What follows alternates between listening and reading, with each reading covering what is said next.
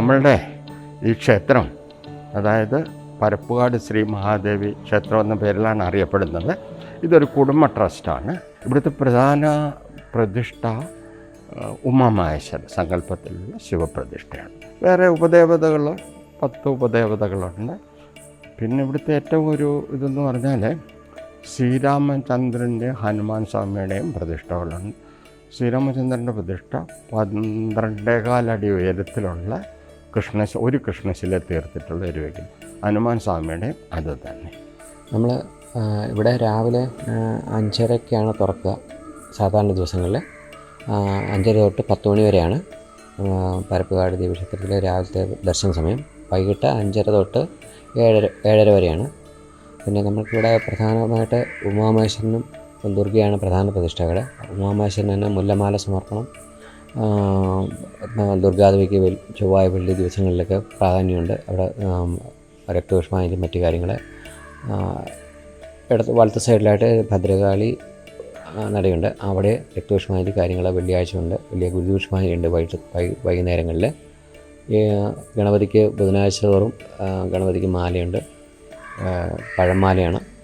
ശിവങ്കൽ എല്ലാ ശനിയാഴ്ച മൃത്യുഞ്ജയ പുഷ്പാഞ്ജലി മറ്റു കാര്യങ്ങൾ.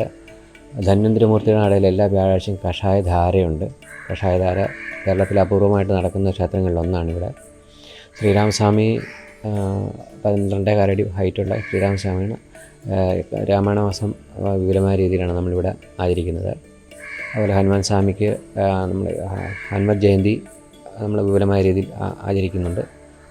സരസ്വതി ദേവിക്ക് നവരാത്രി ദിവസങ്ങളിൽ ഇവിടെ നവരാത്രിക്ക് എല്ലാ നവരാത്രിക്കും വിശേഷ പൂജയും കാര്യങ്ങളുമുണ്ട്. മുരുകൻ സുബ്രഹ്മണ്യ സ്വാമിയുടെ ആടയിലാണെങ്കിൽ എല്ലാ ഷഷ്ടിക്കും വിശേഷാൽ പൂജയായിട്ടാണ് നടത്തുന്നത്. ഷഷ്ടി പൂജയായിട്ടാണ് നടത്തുന്നത്. അതിൽ ഒരുപാട് ആൾക്കാർ പങ്കെടുക്കുന്നുണ്ട്. അയ്യപ്പസ്വാമിക്ക് മണ്ഡലകാലത്ത് എല്ലാ മണ്ഡലകാലത്തും നല്ല രീതിയിലാണ് കാര്യങ്ങൾ കൈകാര്യം ചെയ്തു പോകുന്നത്. പിന്നെ നമുക്ക് പൊതുവായിട്ട് പറയുകയാണെങ്കിൽ ഇവിടെ ഭക്തജനങ്ങളുടെ അറിഞ്ഞു കേട്ട് ഓരോരുത്തരും കൂടുതൽ വരുന്നുണ്ട്. എല്ലാ വിശേഷങ്ങളിലും പ്രത്യേകിച്ച് ശ്രീരാമ ജയന്തി അങ്ങനെയുള്ള സമയങ്ങളിലൊക്കെ ഉത്സവങ്ങൾ നടക്കാറുണ്ട്. നമ്മുടെ പ്രധാന ഉത്സവം ജാനുവരി അവസാനം, അതായത് മകരമാസത്തിലാണ് അത് നടത്തുന്നത്. പിന്നെ പലതരത്തിലുള്ള വഴിപാടുകൾ അങ്ങനെ കാര്യങ്ങളൊക്കെ നടക്കുന്നുണ്ട്. പ്രധാനമായിട്ടുള്ളത് വിവാഹ തടസ്സങ്ങളൊക്കെ മാറുവാൻ വേണ്ടിയുള്ള ഒരു വഴിപാട് നടക്കുന്നുണ്ട്, മുല്ലപ്പൂ മാല ചാർത്തൽ. അതിന് ധാരാളം ഭക്തജനങ്ങൾ അവിടെ നിന്ന് കേരളത്തിൻ്റെ പല ഭാഗങ്ങളിൽ നിന്നും വന്നിട്ട് പോകുന്നുണ്ട്. വിശ്വാസമല്ല, അവരുടെ വിശ്വാസത്തിൻ്റെ പേരിൽ അവർ വന്നിട്ട് വഴിപാടൊക്കെ കഴിച്ചിട്ട് പോകുന്നുണ്ട്. ഫല സിദ്ധി ഉണ്ടാകുന്നുമുണ്ട്. അതാണ് ഉത്സവമുണ്ട്. ഉത്സവം മകരമാസത്തിലാണ്, അതായത് ജാനുവരി മാസത്തിൽ 7 ദിവസത്തെ ഉത്സവമുണ്ട്. കൊടിയേറ്റി 7 ദിവസത്തെ ഉത്സവമുണ്ട്. അത് എല്ലാ വർഷവും നടത്താറുണ്ട്. നമ്മൾ 2013 ഇതിൻ്റെ പ്രതിഷ്ഠ കഴിഞ്ഞത്. അന്ന് തൊട്ട് മുടങ്ങാതെ ഉത്സവങ്ങൾ നടന്നു വരുന്നുണ്ട്.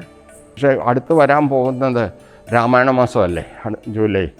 അപ്പോൾ രാമായണ മാസത്തിൽ 5 ദിവസം രാമായണ സത്രം എല്ലാ കൊല്ലം നടത്താറുണ്ട്. ഇപ്രാവശ്യം അത് നടത്തുന്നുണ്ട്. അതിൻ്റെ പ്ലാനിങ് ഒക്കെ നടന്നുകൊണ്ടിരിക്കുകയാണ്. പിന്നെ മറ്റു ഉത്സവങ്ങൾ മാത്രമേ ഉള്ളൂ. പിന്നെ വിദ്യാരംഭം, അങ്ങനെയുള്ള സരസ്വതിയുടെ പ്രതിഷ്ഠയുണ്ട് ഇവിടെ. അപ്പം വിദ്യാരംഭം നടക്കുന്നുണ്ട്. ശബരിമല സീസണിലെ ഭജന അങ്ങനത്തെ കാര്യങ്ങളെല്ലാം ഉണ്ട് 41 ദിവസത്തേക്ക്. പിന്നെ ഷഷ്ടിവ്രതം ആചരിക്കുന്നുണ്ട്. സുബ്രഹ്മണ്യൻ്റെ പ്രതിഷ്ഠയുണ്ട്. കഷായധാരയുണ്ട്. കഷായധാര അസുഖങ്ങളൊക്കെ മാറ്റാൻ വേണ്ടി ധന്വന്തരിമൂർത്തിയുടെ പ്രതിഷ്ഠയുണ്ടല്ലോ അവിടെ. അപ്പം അങ്ങനെ പലതരത്തിലുള്ള കാര്യങ്ങളൊക്കെ നടക്കാറുണ്ട്, വഴിപാടുകൾ.